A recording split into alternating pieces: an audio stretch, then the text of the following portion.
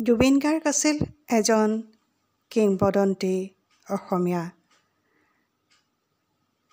তেখেতৰ যোৱা ছেপ্টেম্বৰ মাহৰ 19 তাৰিখে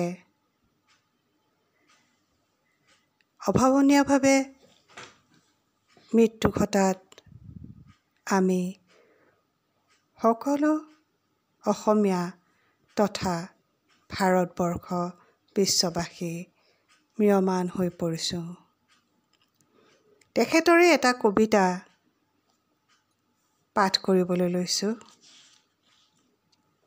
প্ৰথমটো কবিতা অস্থিৰ কাব্য। অস্থিৰ কাব্য। তুমি দুহাত মেলি দিলেইতো মোৰ ৰাতি নোপোৱাই, তুমি চুই দিলেইতো শেষ নহয় মোৰ বিষণ্ণতা। তুমি দুহাত মেলি দিলেইতো মোৰ ৰাতি নোপোৱাই, তুমি চুই দিলেইতো শেষ নহয় মোৰ বিষণ্ণতা। বৰঞ্চ মই অন্ধ হৈ পৰোঁ, বৰঞ্চ মই অন্ধ হৈ পৰোঁ, লুপ্ত হওঁ তোমাৰ কথাৰ বসন্তত।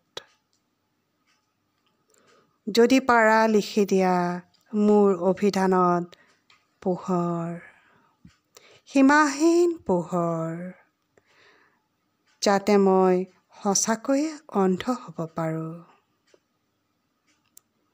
যদি পাৰা লিখি দিয়া মোৰ অভিধানত পোহৰ, সীমাহীন পোহৰ, যাতে মই সঁচাকৈয়ে অন্ধ হ'ব পাৰোঁ।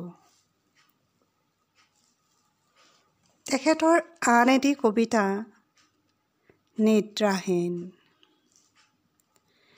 বসন্তৰ প্ৰথম নিয়ৰ কণা পৰিছে মোৰ কাণত, বসন্তৰ প্ৰথম নিয়ৰ কণা পৰিছে মোৰ কাণত, মালৈ পৰিছে মনত, মালৈ পৰিছে মনত। তুমি যদি এবাৰ ঘূৰাই দিয়া পৃথিৱীখন, তুমি যদি এবাৰ ঘূৰাই দিয়া পৃথিৱীখন, যদিহে আনিব পাৰোঁ মই স্থানত, টোপাল টোপাল মাথো শব্দ,